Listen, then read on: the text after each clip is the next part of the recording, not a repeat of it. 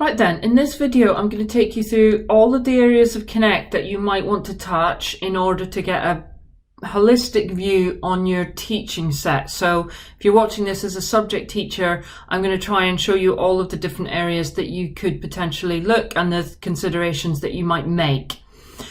I'm going to do it from a year 13 perspective. So I have a year 13 grade point. Let's just ignore the years and things, but I've got a 4 grade point trend. So I've got 4 bits of data from my year 13s. And what we're going to start in is the subject analysis area. And so I'm a maths teacher. We're going to talk about maths, and we're going to look at the various different options that I have. So here's the subject overview, and I can see here my headline maths Alps grades. So there's 46, it's dropped to 42. I lost some in between those 2 grade points. It was a grade 8, and that's where they started year 13. Then around about, let's say, October time, we had a grade 5, and then the mocks in January had a grade 7, and the predicted on top of that mock is a grade 5. So we're jumping around sort of that broadly national average and sort of pushing into blue at times where we don't want to be. Now, I could, from my latest grade point, I could find my math set by just toggling on the show teaching sets.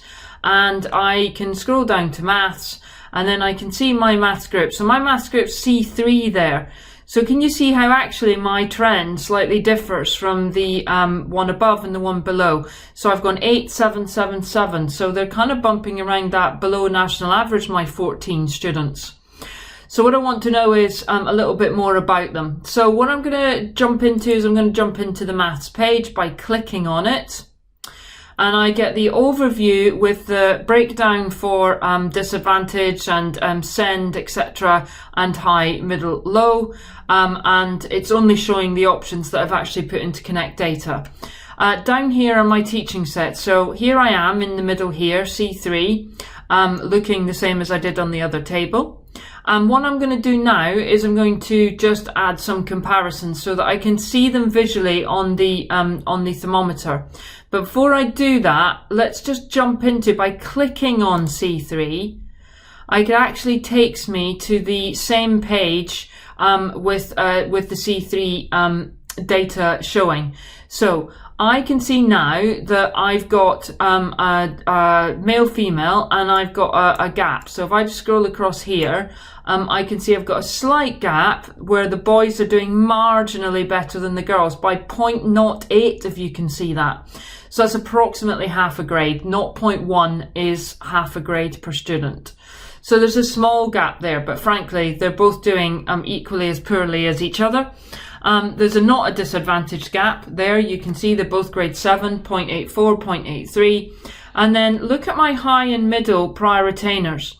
Now, there are 10 high prior retainers, and they're on 0.79. And then there are 4 middle prior retainers, and they're on 0.95. Now they're doing grade 4 stuff, so Alps grade 4. So they're, you know, pretty in the top 40% of subjects nationally, of students nationally in maths. So I'm not so concerned about those 4 students, but those 10 are a concern to me. So who are those 10, and what can I do about that? So what we're going to do now is jump into the student page, and if I apply a comparison, and I could do that for any of my comparisons, by the way, but I am going to add a high, middle and low comparison on here. And then if I expand down the 10, those are my 10 students. Now I'm going to sort by prior attainment, just bring an order to that. And can you see that actually I'm not really getting much above a B grade, certainly not above B grade, but I'm not getting much above a C grade. And I've got students who are personalised target and MEGs, AA star, and then A's, and then B's. And I'm going to be pretty concerned about that, aren't I? So already in my head, I've got an intervention strategy that involves, my goodness, a lot of these students don't know how to reach, or aren't demonstrating to me that they know how to reach B grade work, let alone the A.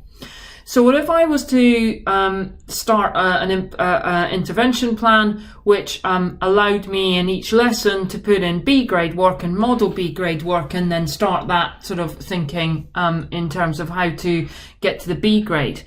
Now, if I just use this lozenge here, this high lozenge over here, and drag and drop it on, let's say 5, that tells me how many grades I need in order to get out of the blue with those high grade students, high priority students. So now I can put the what if analysis on, and I can start modelling. Well, if I can model with these students how to get to a B grade, and I get them all a B grade by the end of the month, or the end of, by the time the next data drop comes in, then can you see that my picture is immediately different? It's immediately a grade 4 across the board with the high and the middle prior attainers. So that's what I might do in this particular page for those students. Now, there's a couple of other places where you might want to look if you're a subject teacher. If I'm just going to choose student 70 here, I'm going to click on student 70's name, because what that allows me to do is bring up a card, and it allows me to see how they're doing in my subject, which is maths, compared to how they're doing in their other two, which is biology, chemistry in this student's case.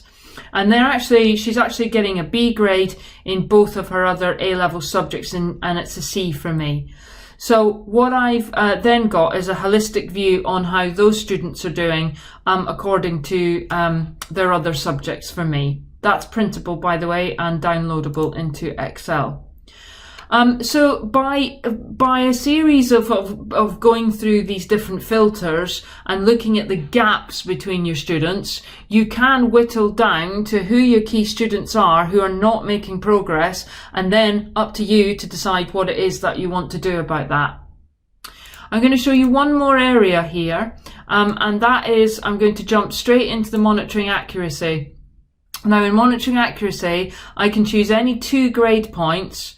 But what I can do is, actually I can choose 4 if I go to the variance tab, and I can have my 4 grade points out here. And if I pop into maths here, I get a graph of what the overall subject page does compared to, if I put my teaching set on, what my teaching set are looking like opposed to that. And then I can add in all classes if I want to have a sort of visual representation of how those look.